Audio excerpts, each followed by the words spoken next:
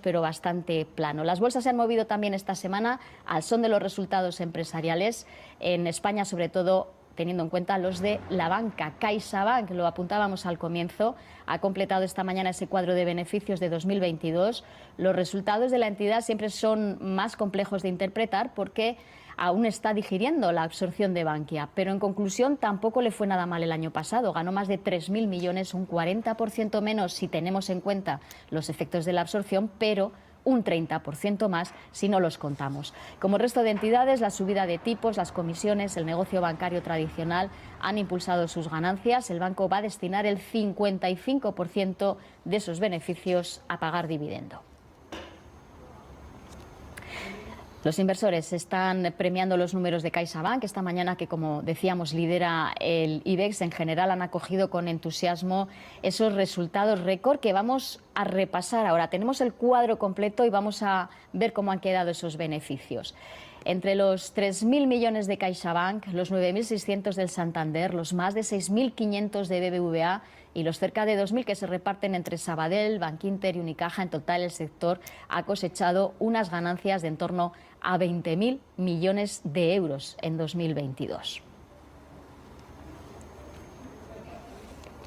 De esos beneficios, los que han tenido en España con comisiones e intereses, recordemos que tienen que pagar un 4,8% por el impuesto temporal que aprobó el Gobierno.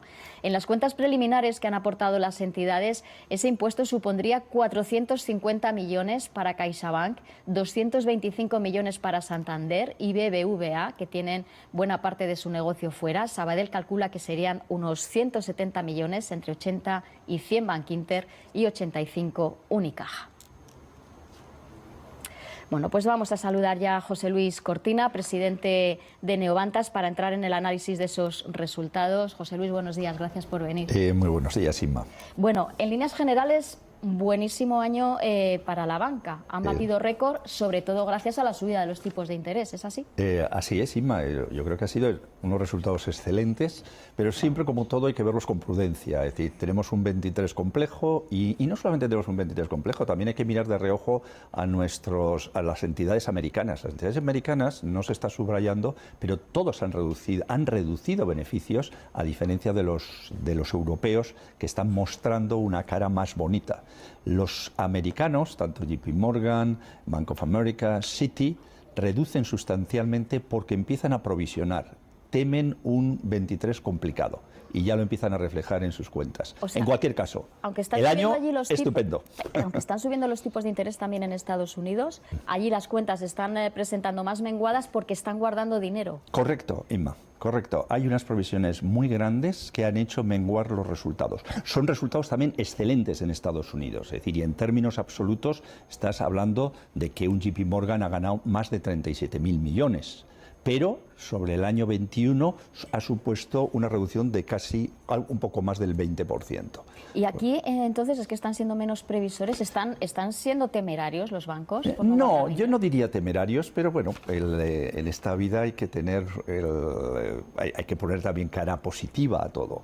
Yo creo que este año las entidades españolas subirán sus provisiones y no creo que se vuelvan a repetir unos resultados tan excelentes como en el año 22. El año 23 se irán afianzando muchos de los pilares que están poniendo ahora la banca, que son fundamentales para su medio y largo plazo, pero yo creo que los resultados del 23, a pesar de los tipos de interés en una situación muy alta, que se mantendrán todo este año, se verán mermados por una economía más compleja, que no va a crecer, como sabemos, pues en los ritmos que ha acostumbrado a crecer.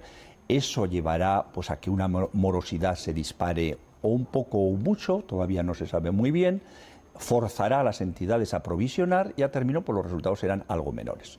No vamos a dar ni voz de alarma ni nada. Yo creo que la banca está haciendo una labor estupenda, está poniendo unos mimbres que están consolidándola y que veremos resultados, seguiremos viendo resultados importantes en el medio plazo. En el panorama bancario español no tiene nada que ver, por ejemplo, CaixaBank, que o Sabadell, que trabajan básicamente aquí, o Bankinter, o con el BBVA y Santander, que tienen un negocio internacional y que, por ejemplo, se han podido beneficiar de los tipos de interés en México o en otros países que están más altos, ¿no? El mercado en España, los intereses, los beneficios que han ganado en España, ¿qué nos dicen de cómo está el sistema financiero en España y nuestra economía? Yo creo que positiva, es decir, que todas las entidades, lo que se llama la gran banca española, creo que está haciendo sus deberes y en ese sentido, como lo he apuntado anteriormente, está consolidando unas posiciones que le harán seguir teniendo resultados positivos en España, ya como tú subrayas.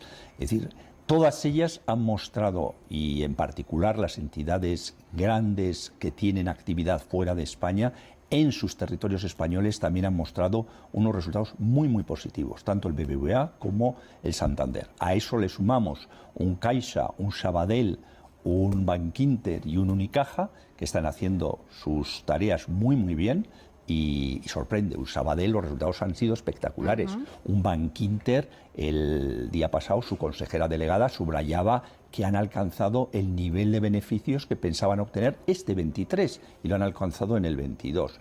Con lo cual, todos son señales positivas en el entorno financiero español por lo que se está haciendo. En un entorno, repito, difícil y que hay que saber gestionar, pero sinceramente pienso que lo están gestionando razonablemente muy bien.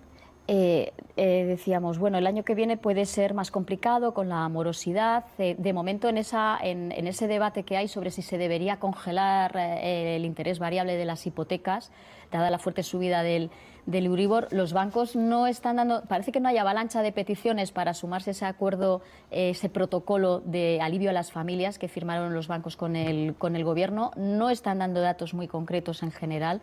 Parece que no hay esa avalancha, pero ¿podríamos asistir a impagos de hipotecados en unos meses?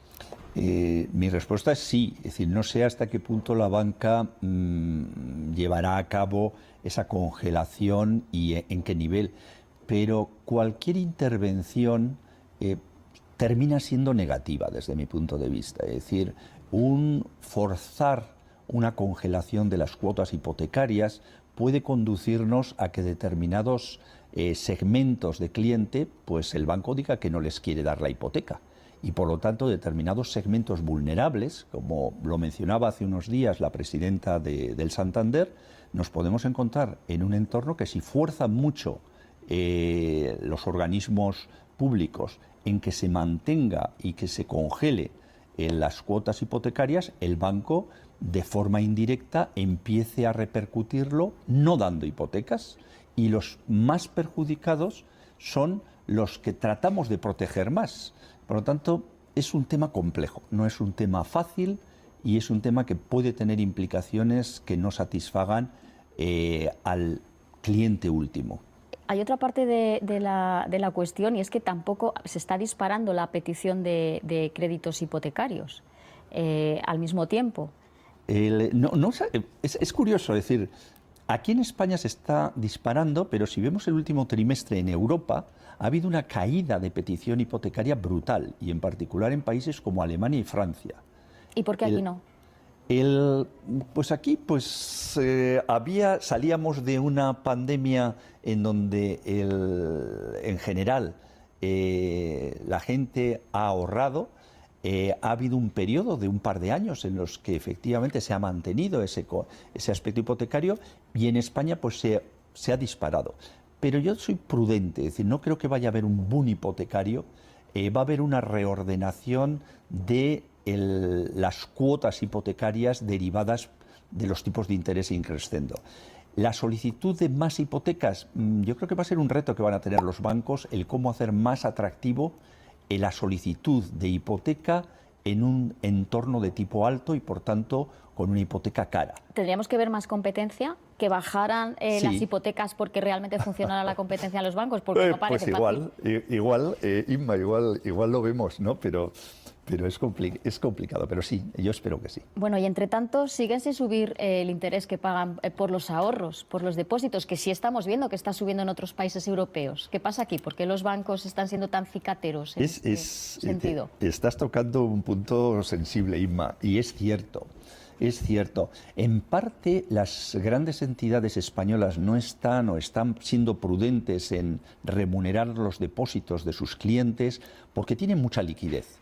Liquidez derivada de todo el dinero que particularmente en España el Banco Central Europeo ha canalizado. Entonces, si la entidad financiera tiene liquidez, no necesita los depósitos del cliente para su actividad normal y por tanto no se ve forzada a captar depósitos. Y todavía no hay una competencia por captación de depósitos y al no haber competencia todavía no se disparan ofertas en ese terreno, salvo entidades de perfil digital o algunas entidades que con pequeñas cosas están haciendo. Es decir, la propia Caixa tiene un pequeño producto que acaba de sacar, el propio Sabadell o el propio Bankinter. Hay pequeñas cosas, pero todavía no se ha producido el boom de remuneración de los depósitos. ¿Quiere decir que los bancos europeos tienen menos dinero del Banco Central que el que tienen las...? Bueno, han ido devolviéndolo. La banca española lo va a ir devolviendo ahora rápidamente también. Y por lo tanto la situación es absolutamente temporal. Es decir, que lo que estamos comentando, Inma, de remunerar los depósitos, se va a producir. Se va a producir. Es cierto que aquí se está decalando un poquito, las entidades están pensándolo, pero que lo vamos a ver en cuestión de muy pocos meses. José Luis Cortina, presidente de la consultora Neovantas, que todos los años cuando los bancos presentan sus beneficios nos hace un rastreo y nos ayuda a analizar lo que ha pasado. Muchísimas gracias. Gracias a ti, Inma, Hasta otro y día. nos veremos. Gracias. Hasta otro día.